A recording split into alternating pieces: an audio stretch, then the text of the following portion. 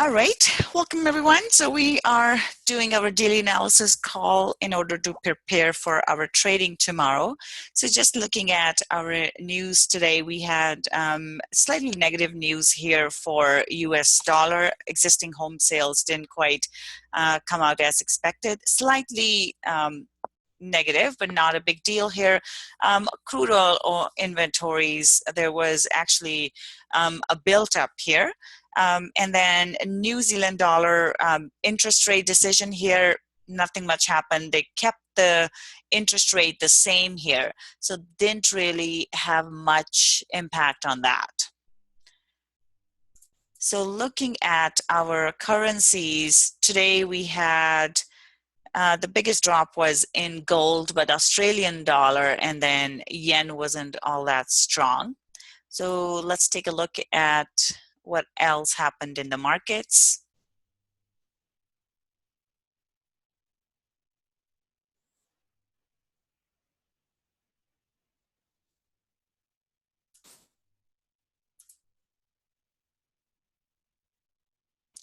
All right, so here we go.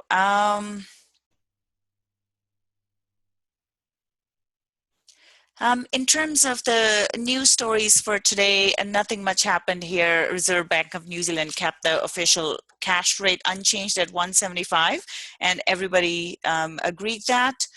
And then other than that, so this one, they say further depreciation of New Zealand dollar is needed. So just like Australia the other day, the RBA from Australia, they thought that Australian dollar was too expensive. The same way here, New Zealand dollar, they're saying is too expensive as well, and it needs to depreciate a bit, which is in a way, so that should be positive here. It should push it down, actually. And then they have domestic outlook remains positive. So overall, it's a positive statement there. And earlier in the day, there was a terror attack outside the parliament. There were a few people.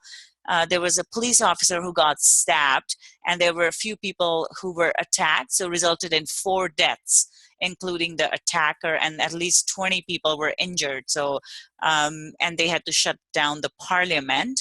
So that's what happened in UK. But other than that, we didn't really have much that happened during the market. The market was pretty tight, didn't really do much. It went sideways. Tomorrow, let's take a look at what do we have here. So tomorrow we have retail sales for British pound, and then unemployment claims for the US dollar. But the biggest thing here is the Fed chairperson, Yellen, speaking. She is due to speak tomorrow. So going into the interest rate hike, the Fed was trying to talk up the interest rate hike, and they were talking about all these interest rate hikes that are coming up. So the interest rate itself was raised, but the statement was more dovish than what was expected. She did not, they reduced the outlook, the economic outlook for the for US, and they cut the forecast, and they also were not very confident as to how many interest rate hikes were planned for the year and when those interest rate hikes would happen. And as a result of that, the reaction was a very negative to the statement itself, and not to the interest rate hike. So now all eyes will be on Yellen again to see if she's going to change that, like if she's going to say anything positive. If she does say stuff that's positive for the US dollar, that should push it up. But I'm not expecting too much positive outlook here. But this week we do have a lot of Fed speakers. So we have FOMC member here at 12:30, and then also in the evening and at 7 p.m. Eastern. But other than that, it's fairly quiet. So the main event really will be Yellen speaking. So that's it for our news. So let's move on to the charts here now. This is our Euro US dollar chart. Here is what we were looking at today. We had a very bullish day the day before. Today was a very, very narrow trading range. We barely moved. So overall, it was about 50 pips for the entire day. That's a very small, tight range. At this point, it did go and test the highs. Now the question is, where do we expect it to go next?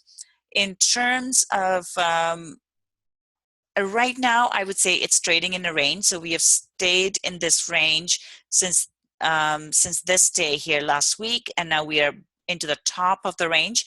So I am more out to trading this as a range-bound market at this point till we see a break above the high. If the price breaks above this 108.27 level here, we are looking for a potential move up into 108.75 area, and then beyond that, potentially into this level 109.20 area. So those will be the two levels that I'd be watching tomorrow. So high into here, and then 109.20 level to the upside. Other than that, we could just trickle down here and price could come back into this 10700 level, just stay in this range somewhere in the middle of the range. That is the first option. The second option is breaking up towards the high. It is staying pretty high up there. If we take a look at our previous support and resistance here, it is kind of holding towards the highs. So that's something we will watch out for. If it breaks higher, I would be looking to potentially trade it higher, but it will be wait and see kind of scenario. We may get a thing like this and then price going up. So that's one scenario. The other scenario is price just goes up here and then does a double top and drop back down into the range. Those are the two options that I'm looking at. It is holding towards the highs, so we definitely have to watch out for the breakout to the upside. So that's the euro. Looking at the British pound here, not much has happened. It has stayed pretty bullish there. So this was the move today. Again, a very fairly small move considering the other moves we have had. So about 70 pip range here. It did come and test this pin over here. So this one here is very neutral. At this point, there is absolutely nothing to say which way it's going to go. It did come back and test it. Generally, if it holds the high, the next move tends to be higher. So if it does that, then we are looking for, again, a potentially either a test of the bottom and then a move to the upside. So even in that case, we may get one of these moves. So that would be if it breaks above the 12500 level, then the target then would be 125.80 to the upside. So this is the upside target here. Another scenario we could probably get is we get a bearish move over here. So this is another scenario in which case we could get maybe a bearish engulfing candle or something like that. But at this point, it is sitting up high and it hasn't done anything, which means there are chances that it could move up higher still. So this is the narrow range we have had. It's held this previous resistance level, which has now become support. So for now, the move that looks like we may see maybe one of these ones. So if it comes and does a double bottom here on S1 at 124.30 area, we could potentially see a move to the upside just like we saw today. And other than that, we need to see it break out of this range that it's been in for the last 2 days. So if it breaks to the upside, we'd be watching out for that. I do have this level marked 2500 on my chart. So if it breaks up, we are looking for that move that I just talked about. We are looking for this pullback and then move to the upside. So that's the scenario. The second scenario that we may see would be a double bottom here, like a test of the same low here. If it does break down, which is what I was looking for to see, we do have this inefficient move here. If it breaks through the range, we could see one of these. So I was looking to see if it would stay below here, do a back test, and then we could take this short here. That did not materialize. It's just went up higher. That did not happen. Tomorrow we'll see how it reacts to 124.30 level if it comes down, or we could just see a break to the high and a back test and another move to the upside. So we'll watch out for both of those moves and see what materializes. But the levels that I have marked on the charts would be 124.30 as the potential support, and then resistance at 125.100, and we'll just wait and see which one breaks out or which way the price goes. Okay, dollar CAD here. This one was interesting because we did have negative oil inventories that came out. There was a buildup, which generally means that price would be negative. So it will be negative for oil. However, oil went up, and it was actually quite a wild ride here. And instead, now we have a bearish pin bar. So it did go up, but then it came down. So we closed as a bearish pin bar on the day. So this generally means it's very negative. So this generally means it's likely to come down. So in that case, our target to the downside would be 132.68 here. So looking for a move to the downside. So this is bearish. So far we have had euro and pound are bullish, and this one is bearish dollar CAD. So looking at our 1 hour chart, this is what we saw. Price did go up to 134.100. Didn't really hold above that, came right back down, and now we are back into this range again. So looking at 132.68, which is the approximately actually 132.63, so which is our S2 level. So that's what we are looking at. Going back to our daily chart, this level right here. So here we have support and resistance, and price hasn't been able to break that down previously. So we'll look for this level to hold. So there may be a potential buy opportunity at 132.63, or we could see a move back into our pivot point here and then a drop to the downside. So we'll keep our eyes open for both of those, but looking bearish at the moment. Aussie US dollar, this one was interesting. This is what it came down. So yesterday we were looking for it to be bearish because we had this nice railroad tracks. It did come down right into this previous support and resistance level, but then pushed back up because everything pushed back up. The oil came out, the oil reacted positively even to a buildup.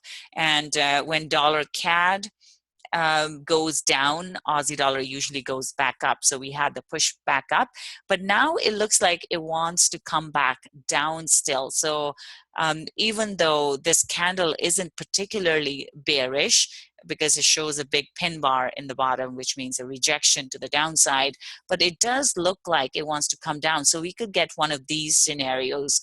See this candle here? We have a small body, red body, and then the price big pin on the downside. The next candle came down. So we could get one of those scenarios, and we could see the price come down into 76.38 level. And at that level, we may be looking for a potential long setup. So in this case, we could get something like this and a bounce off of that. So we'd have to watch this level or slightly lower into 76.20 area right into here as well. That could be another support level. So 76.38 or 76.20. And if it goes through that level, then we have this inefficiency open. So we may see price come into this support and resistance level around here, slightly higher right there. So those are the two options or two levels that I would be looking for. So let's go to the hourly chart here. So this was the move that we saw here, bounced right off of our S2 level. Now it's gone up. Again, first step would be for it to come back and test this level again.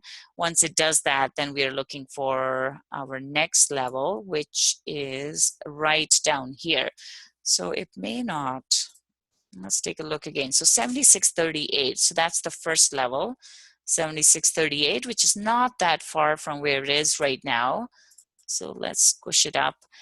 74 500 is the one below that, but we could likely just see it come right into this level where this breakout point is 7,600. So 7,600 would be the next level I would be watching, which also corresponds with our S3 level right over here. So first option is to see what happens at 7,638, and then for it to come down into 7,600 level. And then we may get that potential bounce to the upside. So in that case, this inefficiency will get filled at that point, and then we'll have to see how that reacts. But overall, from daily perspective, this looks like it wants to come down. New Zealand here, it has traded in this range for the last few days here as well. We did have a nice bearish pin bar. And today we have a completely neutral candle. We have pins on both sides. So at this point, I would consider this more a range-bound trade, looking for it to potentially come and test this 0,700 level once again. And this is where we'll have to see what opportunity it presents us. To the downside, if it does want to break lower, this here, this pin right here, this support and resistance area, I like this level, which is 69.72 level. So that looks nice, and below that we have this level that looks nice as well, 69.50 area. So let's put it down at 69.50. But the first target would be 0,700. Not sure if it'll come to 69.50, but 700 is quite likely. So here we have this range for the last 3 days. Again, nothing has happened. We may see a bunch of these moves when Yellen speaks, if there is something material that she says about the US dollar or the economy, anything like that, interest rate hikes, then we may see these movements. But tomorrow, I would be looking for one of these moves, and so that would be the first opportunity. The second one would be 69.50 area here, or even higher here.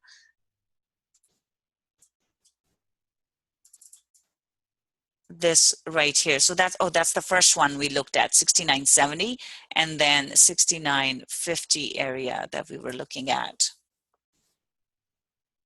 Yeah, so this support and resistance right here, so which is where that inefficient move took off from. So similar to what Aussie is doing. So those are the two levels that we would mark down. And in terms of our, it's kind of hard to draw the fibs because the move has been very, very small. Oops.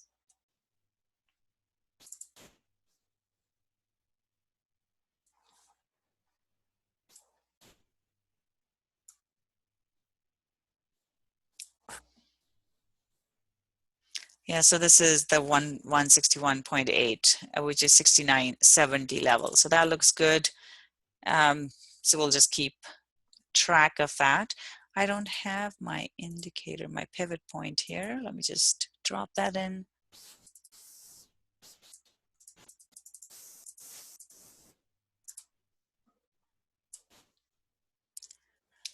Okay, from the pivots perspective, the S2 lines, no, so this one here, S3 lines up with the 69.50, very close to it.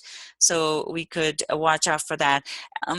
It usually doesn't go too far beyond S3, so I wouldn't expect too big a move, but S1 looks very likely. And then we have this one here, 69.70 level, and then beyond that, 69.50 level. Okay, so those covers our majors. Anything else you guys would like me to look at?